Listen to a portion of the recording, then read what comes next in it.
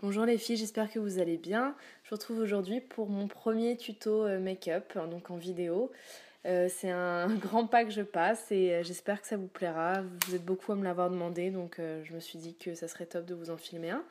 Alors aujourd'hui, en fait, je vais juste vous montrer comment je me maquille un peu tous les jours pour aller bosser ou quand j'ai tout simplement pas envie de me prendre la tête et de passer 4 heures dans ma salle de bain. Donc c'est un maquillage parfait pour les filles qui veulent pas se prendre la tête, pour les filles qui veulent un maquillage naturel, nude et voilà, c'est rapide et simple à réaliser. J'espère que ça vous plaira. N'hésitez pas à me dire ce que vous en pensez par commentaire. Et s'il vous plaît, soyez indulgente avec ma tête non maquillée. Je suis hyper fatiguée en ce moment.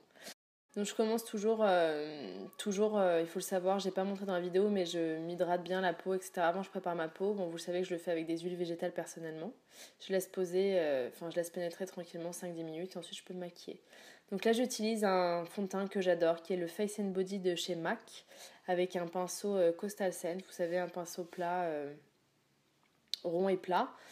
C'est hyper simple à mettre. C'est un fond de teint en fait qui, vous voyez, on a l'impression que je brille pas mal, mais en fait c'est vraiment au début, c'est le temps qui se fixe. Une fois qu'il se fixe sur la peau, il devient plus mat, même s'il reste quand même assez glowy dans l'ensemble et assez naturel. C'est un fond de teint qui est génial pour les filles qui veulent une couvrance naturelle à moyenne, on va dire.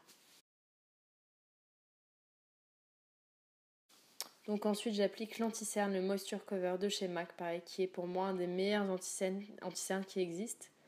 J'en applique donc sous l'œil, comme vous le voyez. Je vous conseille vraiment de l'appliquer comme moi, c'est-à-dire en triangle et pas seulement sous l'œil, comme on aurait tendance à le faire, parce que ça va vraiment permettre de lifter le regard. Donc on tapote, on fait pas que étirer, sinon ça déplace le produit.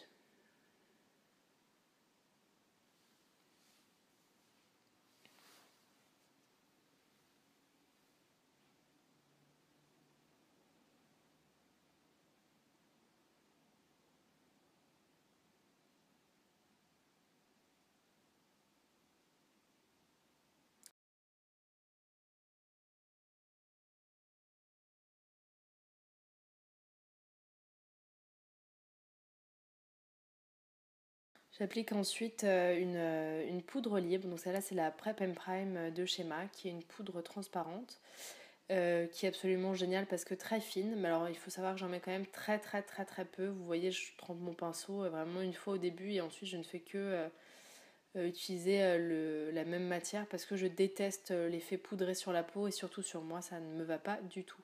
Donc j'en mets vraiment dans le centre du visage et voilà. Donc ensuite je passe à la poudre de soleil et moi je fais un léger contouring comme vous le voyez. Moi j'ai un visage très rectangulaire on va dire. Donc j'insiste vraiment sur mes mâchoires qui sont assez prononcées et sur les côtés de mon front pour qu'ils paraissent un peu moins carrés. Et pareil, j'en mets sous les pommettes pour les faire sortir, ainsi qu'au milieu de mon nez et dessous pour le rétrécir un peu. Donc ça fait pas des miracles, hein, mais ça donne un petit côté visuel.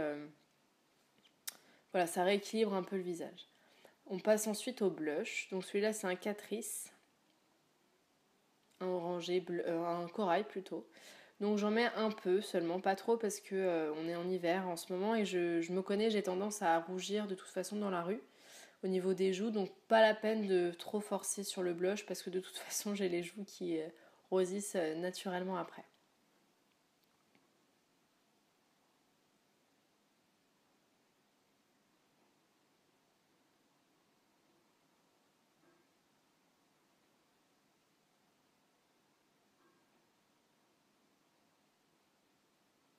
Je vais ensuite appliquer un illuminateur. Alors celui-là c'est de la marque RMS et c'est une marque qui est pas si connue que ça. Enfin on commence à en entendre parler. C'est une marque bio.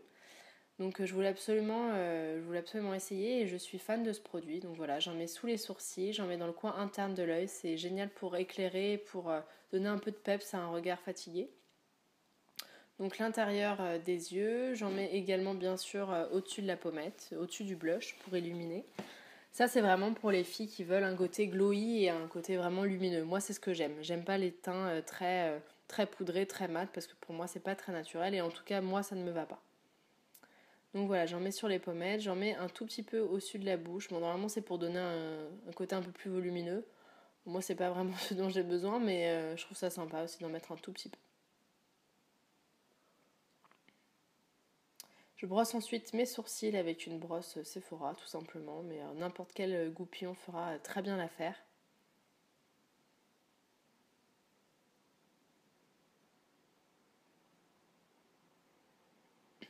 Et je les redessine ensuite avec un feutre Kiko que j'ai découvert il y a quelques mois et que j'aime beaucoup. Alors c'est un feutre qui est parfait pour les filles qui veulent une petite correction vraiment légère et pas un côté très, très dur.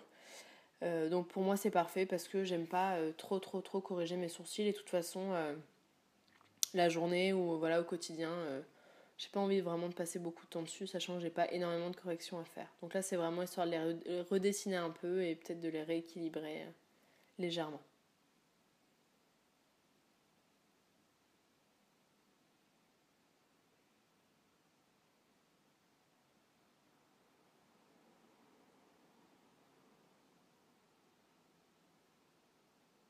Ne vous prenez pas trop la tête si vous voyez que vos sourcils sont pas exactement pareils.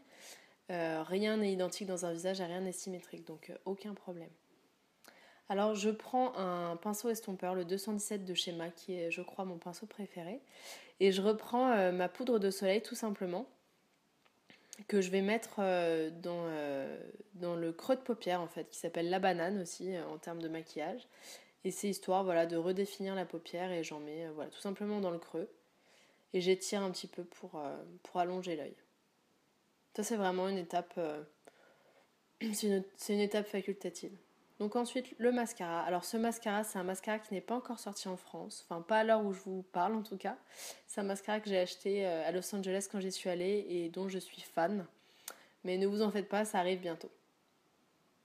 Donc c'est vraiment un mascara qui se construit en fait, qui se met en plusieurs parties. Vous voyez, il faut vraiment bien tourner la brosse.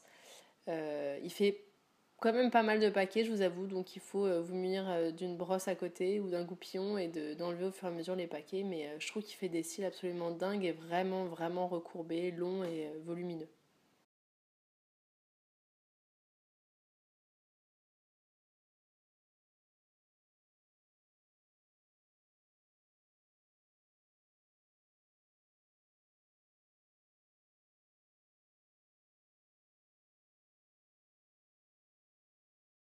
Si comme moi vous faites des petites traces sur les paupières, vous en faites pas, vous laissez un peu sécher avant d'enlever avec un coton-tige tout simplement. Si vous l'enlevez trop rapidement, ça va s'étaler sur la paupière, ça va être pire. Donc laissez sécher tout simplement et vous enlevez après.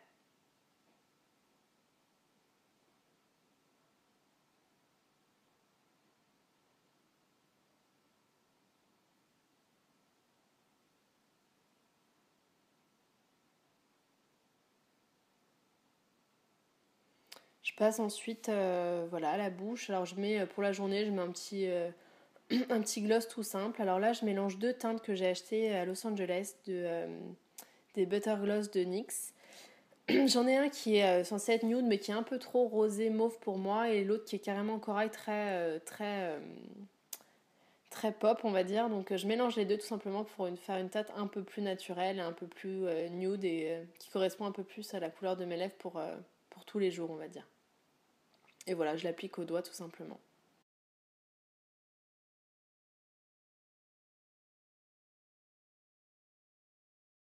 N'hésitez pas à bien nourrir vos lèvres avant, mettre un baume ou du baume de karité, ça va permettre que ce soit plus confortable. Donc voilà les filles, le résultat, tout simple, c'est vraiment tout simple, hein, c'est vraiment un maquillage naturel à faire rapidement pour la vie de tous les jours. On voit un peu le côté glowy comme vous le voyez sur la vidéo. Voilà les filles, je vous embrasse, j'espère que ça vous a plu et je vous souhaite encore une très belle année 2015. Bisous à toutes.